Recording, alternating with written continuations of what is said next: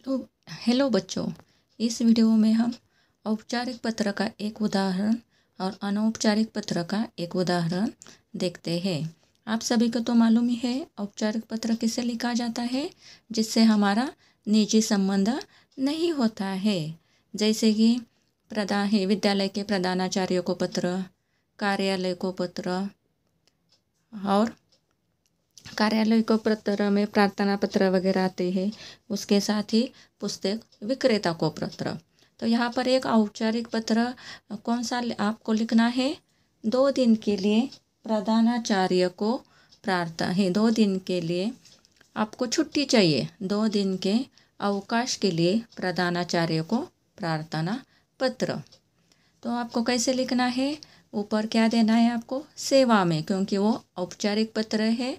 प्रधानाचार्य या प्रधानाचार्य, तो हमारे स्कूल में कौन है? मैम है। तो हमें क्या लिखना है? प्रधानाचार्य। यहाँ पर प्रधानाचार्य को पत्र प्रार्थना पत्र है, लेकिन ये हमारे स्कूल के नाम से दिया हुआ ही उदाहरण है। तो हमारे स्कूल के लिए क्या आएगा यहाँ पर बच्चों? प्रधानाचार्य।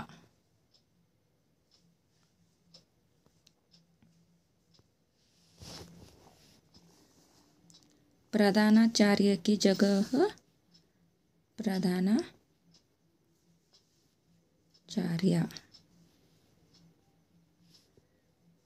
फिर से लिख कर दिखाती हूँ।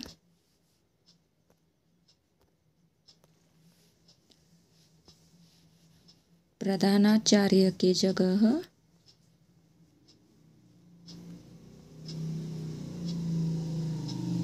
प्रधानाचार्य।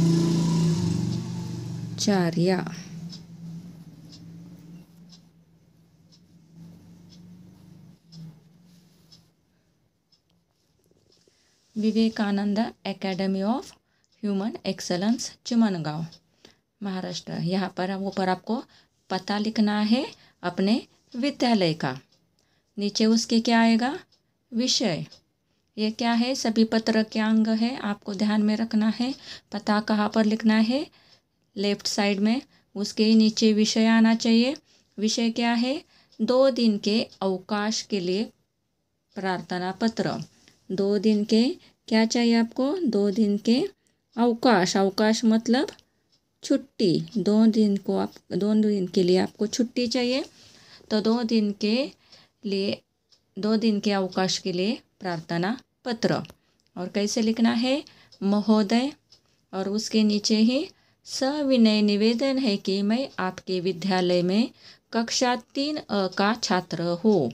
आपको कैसे लिखना है? देखो बच्चों, सविनय निवेदन है कि मैं आपके विद्यालय में कक्षा 3A का छात्र हूँ। कल दिनांक 21/12/2020 को विद्यालय से वापस आने के बाद मुझे बुखार आ गया।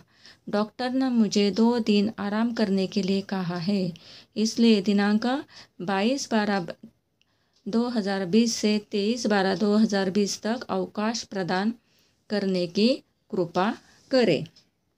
अवकाश प्रदान, ये अवकाश प्रदान करने की कृपा करें। तो देखो यहाँ पर बच्चों, आपको पत्र की मुख्य सामग्री के बारे में पता चला ना, क्योंकि संक्षिप्त में ही आपको उसमें लिखना है। तो आप कौन सी कक्षा में हो, कौन से डिवीजन में हो, और आपको कब तक की छुट्टी चाहिए, ये भी आपको यहाँ पर मेंशन किया हुआ गया है। देखो कितनी स्वाभाविक भाषा है और स्पष्ट भाषा में ये पत्र की सामग्री यहाँ पर दिखाई गई है। इसके नीचे आएगा धन्यवाद, आपका आज्ञाकारी शिष्य। अगर गर्ल है, लड़की है, तो क्या आएगा? आपकी आज्ञाकारिणी शिष्या। नीचे आपका नाम आर्य पवार। दिनांक, कौन से दिनांक को आपको ये लिखना है, देना है आपको, उसकी दिनांक भी यहाँ पर तिथि लिखी हुई है। ये यहाँ पर औपचारिक पत्र का उदाहरण दिया हुआ है। इसके आगे हम अनौपचारिक पत्र का उदाहरण देखते हैं। अनौपचारिक पत्र का उदाहरण है, अपने मित्रों को जन्मदिन का निमंत्रण पत्र।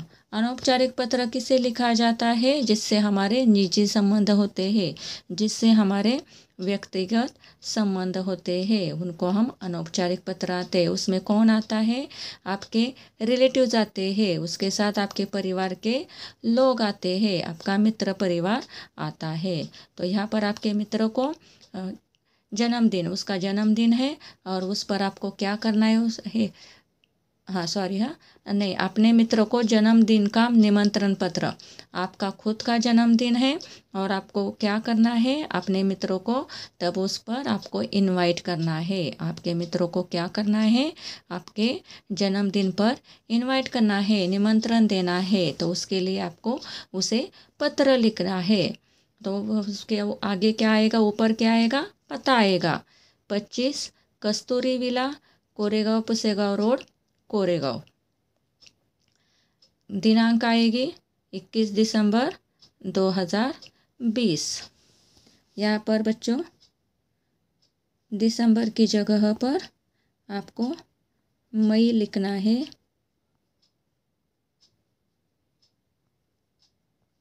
कौन सा मंथ लिखना है? मई मंथ लिखना है। प्रिय मित्र अर्पित, तुम कैसे हो? तुम्हें याद होगा कि मेरा जन्मदिन गर्मी की छुट्टियों में आता है। मैं 25 मई को अपना जन्मदिन मना रहा हूँ। मैंने अपने कई मित्रों और रिश्तेदारों को अपने घर पार्टी में बुलाया है। पार्टी शाम 6 बजे होगी। हम सभी मिलकर खूब खेलेंगे और मस्ती करेंगे। मैं तुम्हारी राह देखूंगा। अपने माता पिता को मेरा प्रणाम कहना। तो देखो यहाँ पर आपके मित्र के साथ आपके व्यक्तिगत संबंध है, इसलिए आपने कैसे लिखा है उसे? प्रिय मित्र अर्पित। यहाँ पर प्रिय होना चाहिए। प्रिय मित्र अर्पित, तुम कैसे हो? उसका हालचाल आपको पहले पूछना है। उसके बाद उसके याद दिलाना है कि आपका जन्मदिन कब आता है और उसमें आपको किसको किसको बुलाने वाले हैं, और तुम्हारे घर में जो बड़े लोग हैं उनको प्रणाम भी कहना है। और उसके नीचे ही तुम्हारा मित्र आदित्य। बच्चों आपने यहाँ पर देखा अनौपचारिक पत्र और औपचारिक पत्र में डिफरेंस क्या होता है।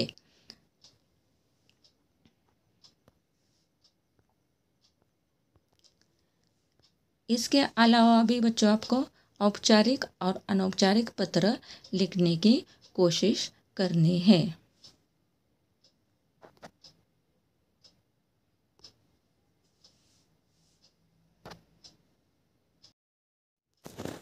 अब हम सही विकल्प को चुनिए, देखते हैं।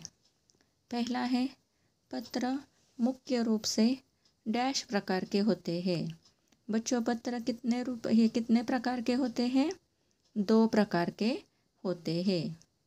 दूसरा है डैश पत्र उन लोगों को लिखे जाते हैं जिनसे हमारे निजी संबंध नहीं होते हैं। पत्र मुख्य रूप से कितने प्रकार के होते हैं? 2 प्रकार के होते हैं, औपचारिक पत्र और अनौपचारिक पत्र। तो औपचारिक पत्र किसे कहते हैं? जिनसे हमारे निजी संबंध नहीं होते हैं। और अनौपचारिक पत्र किसे कहते हैं? जिनसे हमारे निजी संबंध, व्यक्तिगत संबंध होते हैं। जैसे हम घर के परिवार के लोगों को लिखते हैं, उसे हम अनौपचारिक पत्र कहते हैं। तो यहाँ पर सही जवाब क्या है? औपचारिक पत्र। औपचारिक पत्र उन लोगों को लिखे जाते हैं जिनसे हमारे निजी संबंध नहीं होते हैं। तो पत्र के 2 प्रकार होते हैं और दूसरा जवाब है औपचारिक पत्र, जिनसे हमारे निजी संबंध नहीं होते हैं। तो आप मैंने यहाँ पर बच्चों डायरेक्टली आंसर दिया है, आपको उसके और भी ऑप्शंस लिखकर लिखने की कोशिश करनी है। तीसरा है जिन व्यक्तियों से हमारा व्यक्तिगत संबंध होता है उन्हें डैश पत्र लिखे जाते हैं। अभी मैंने आपको कहा था पत्र के 2 प्रकार है, औपचारिक और अनौपचारिक। तो उसमें से जिनसे हमारे व्यक्तिगत संबंध होते हैं उन्हें हम अनौपचारिक पत्र लिखे जाते हैं, उनसे उन्हें हम अनौपचारिक पत्र लिखते हैं। फोर्थ है, विद्यालय के प्रधानाचार्यों को लिखे जाने वाला पत्र किसके अंतर्गत आता है? विद्यालय के प्रधानाचार्यों को लिखे जाने वाला पत्र औपचारिक पत्र के अंतर्गत आता है, क्योंकि हमारा उनके साथ निजी संबंध नहीं होता है। तो उनको अगर आपको कुछ प्रार्थना पत्र लिखना है, आपको अगर कोई छुट्टी है या कुछ आपको निवेदन करना है, तो आप जो पत्र लिखते हैं वो पत्र किसके अंतर्गत आता है? औपचारिक पत्र के अंतर्गत आता है। तो आपको बच्चों पहले ये डिफरेंस समझ में लेना चाहिए, औपचारिक पत्र क्या है और अनौपचारिक पत्र क्या है। इसके बाद 5th नंबर का है, परिवार के लोगों को लिखे जाने वाला पत्र डैश पत्र के अंतर्गत आता है। परिवार के लोगों को लिखे जाने वाला पत्र डैश पत्र के अंतर्गत आता है, अनौपचारिक पत्र के अंतर्गत आता है, क्योंकि परिवार के लोगों के साथ आपके निजी संबंध होते हैं, व्यक्तिगत संबंध होते हैं। तो वह पत्र किसके अंतर्गत आता है? अनौपचारिक पत्र के अंतर्गत आता है। पुस्तक विक्रेता को लिखे जाने वाला पत्र अनौपचारिक पत्र कहलाता है। ये सही है या गलत है बच्चों? ये गलत है। पुस्तक विक्रेता को लिखे जाने वाला पत्र औपचारिक पत्र कहलाता है, ना कि अनौपचारिक पत्र कहलाता है। इसलिए ये क्या है? ये गलत है, क्योंकि पुस्तक विक्रेता के साथ हमारे व्यक्तिगत संबंध नहीं होते हैं। तो ये कौन सा पत्र है? ये औपचारिक पत्र है। तो यहाँ पर जो अनौपचारिक पत्र पुस्तक विक्रेता को कहा गया है, ये गलत जवाब है। आपको अगर सही गलत आता है तो वो भी आपको लिखना है। नेक्स्ट, परिवार के लोगों को लिखे जाने वाला पत्र अनौपचारिक पत्र कहलाता है। सही है, क्योंकि परिवार के लोगों के साथ आपके व्यक्तिगत संबंध होते हैं, आपके उनके साथ निजी संबंध होते हैं। तो उसे वो कैसा पत्र कहलाता है? अनौपचारिक पत्र कहलाता है। विद्यालय के प्रधानाचार्यों को लिखे जाने वाला पत्र औपचारिक पत्र कहलाता है। ये सही है या गलत है? ये सही है, क्योंकि विद्यालय के प्रधानाचार्य को लिखे जाने वाला पत्र औपचारिक पत्र क्यों है? क्योंकि औपचारिक पत्र उन्हें लिखा जाता है जिनसे हमारे निजी संबंध नहीं होते हैं। तो विद्यालय के प्रधानाचार्य को जो आप प्रार्थना पत्र लिखते हैं, जो निवेदन लिखते हैं, वो किसके अंतर्गत आता है? औपचारिक पत्र के अंतर्गत आता है। तो ये क्या है? सही जवाब है। तो इसके साथ ही कार्यालय को वगैरह आप जो पत्र लिखते हैं, ये भी पत्र कैसा पत्र कहलाता है? औपचारिक पत्र कहलाता है। कार्यालय को लिखे जाने वाले पत्र, पुस्तक विक्रेता को लिखे जाने वाले पत्र, विद्यालय के प्रधानाचार्य को लिखे जाने वाले पत्र औपचारिक पत्र कहलाते हैं। उसके आगे का है, मित्रों और निकट संबंधियों को लिखे जाने वाले पत्र अनौपचारिक पत्र कहलाते हैं। मित्रों और निकट संबंधियों को लिखे जाने वाला पत्र अनौपचारिक पत्र कहलाता है। ये सही है या गलत है बच्चों? ये सही है।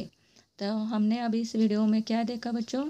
औपचारिक पत्र कैसे लिखा जाता है और अनौपचारिक पत्र कैसे लिखा जाता है, इसका मैंने एक एक उदाहरण यहाँ पर दिया गया है।